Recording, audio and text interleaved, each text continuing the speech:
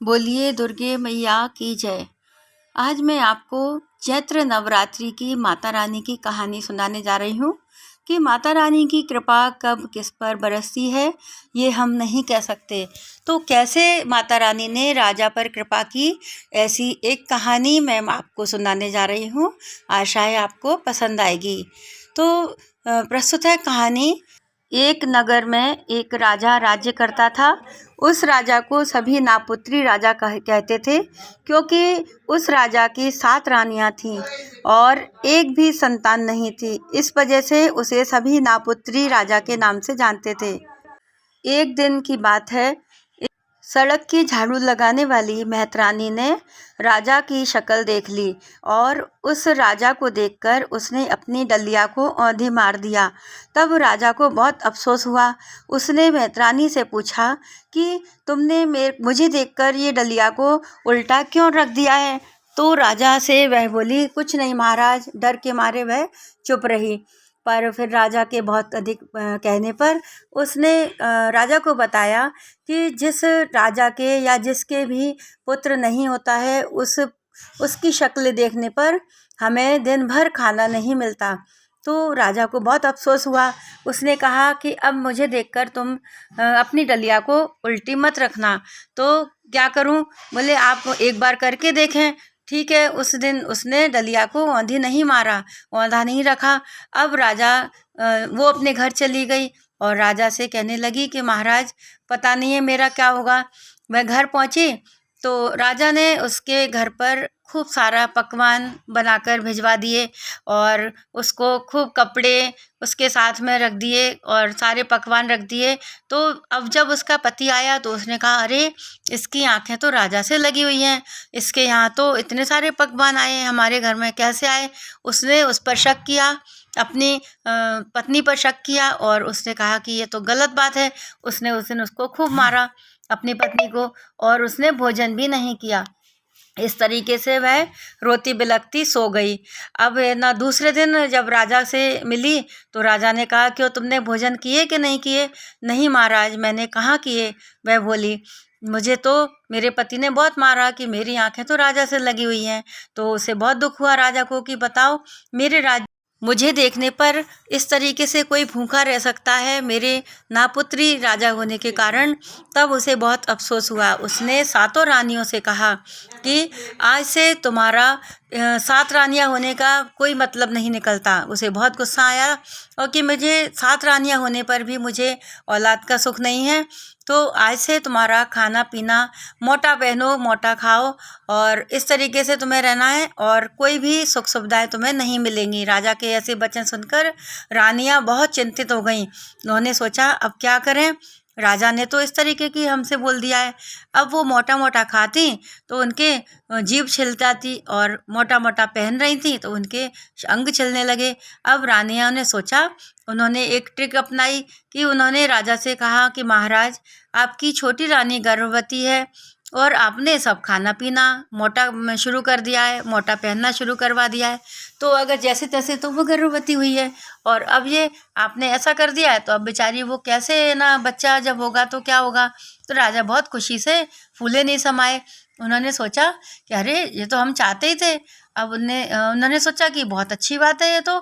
फिर से उन्होंने भंडार खोल दिए, कपड़े खोल दिए, सारे कपड़े पहनने लगी, बढ़िया नए नए कपड़े। अब 6 रानी तो बहुत खुशी खुशी रहती थी। 7वीं रानी बहुत दुखी रहती थी, क्योंकि 7वीं रानी को उन्होंने गर्व से कहा था और 7वीं रानी बहुत दुखी के मारे वह पतली होती जा रही, दुबली होती गई। आखिर में 8 महीने निकल गए, 9वां महीना आया तो उन्होंने कहा कि ये ना महाराज, हम आपकी रानी को बेटा हुआ है।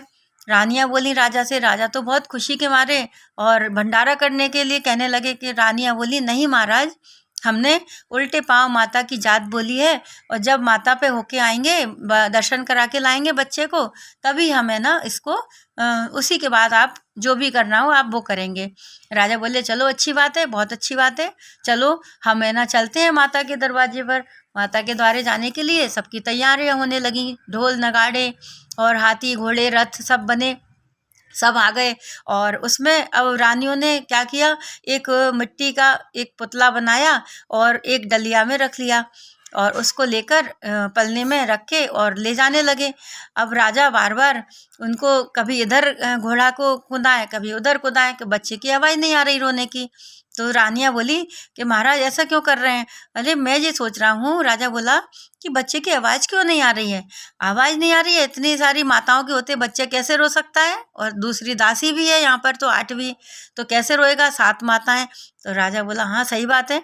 अब राजा आगे आगे चल दिया घोड़े के पास। जब घोड़ा लेके घुड़साल में वहाँ पर उन्होंने घोड़ा बांध दिया, फिर भी बच्चे की आवाज़ ना आई।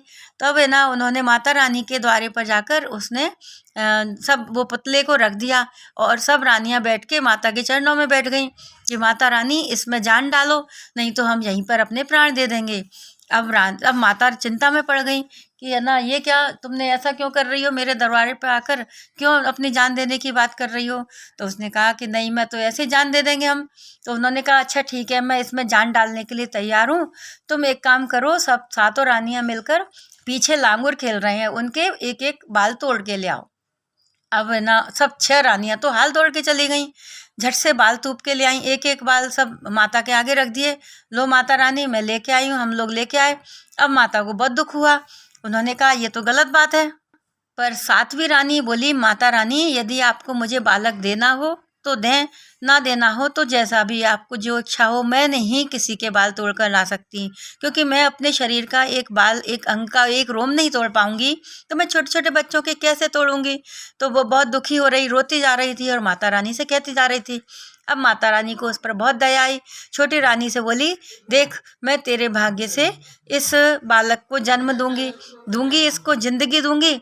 और उन्होंने, और इन 6 रानियों के भाग्य से नहीं दूंगी, क्योंकि इनके मन में बिल्कुल भी दया नहीं है बच्चों के प्रति, और तेरे मन में जो बच्चों के प्रति दया है उसे देखकर मैं बहुत खुश हूँ, और मैं खुशी से इस बालक को तेरी गोद में डाल रही हूँ। और किस तरीके से तू इसे पालेगी और बहुत अच्छे से इसका भरण पोषण करेगी, ये मुझे विश्वास है। और अपनी एक छुंगो उंगली को उन्होंने चीरकर उस बालक पर छिड़क दिया। जैसे ही बालक पर छिड़का पानी, तो वह वाह वाह करके रोने लगा। अब जब बच्चा रोया तब राजा के कानों में भी खबर पहुंची। तो राजा बोले, आए वहाँ पर दौड़कर कि अरे तुम्हारी माता की पूजा अभी तक हुई नहीं है, किस तरीके से बच्चा रोए जा रहा है? तो उन्होंने सब रानियां राजा के पास आकर बोली कि महाराज, आपके कोई बच्चा नहीं था, हमने तो झूठ बोला था, और माता रानी की कृपा से ये बालक आज छोटी रानी के भाग्य से हमें मिला है, हमारी गोद भरी है। क्योंकि हमें बालक, महाराज हमें क्षमा करें।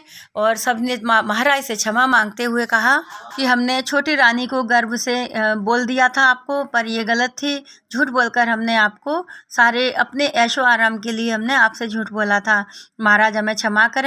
महाराज ने माता रानी के चरणों में प्रणाम किया और खुशी खुशी सभी अपने माता बच्चे को लेकर, और सभी रानियां, छोटी रानी सभी मिलकर घर वापस आए, और माता रानी की दया से उन्हें बालक हुआ, और उन्होंने, माता रानी ने उनकी गोद भरी। जैसी रानी की गोद भरी माता रानी ने, वैसी माता रानी सभी की गोद भरे।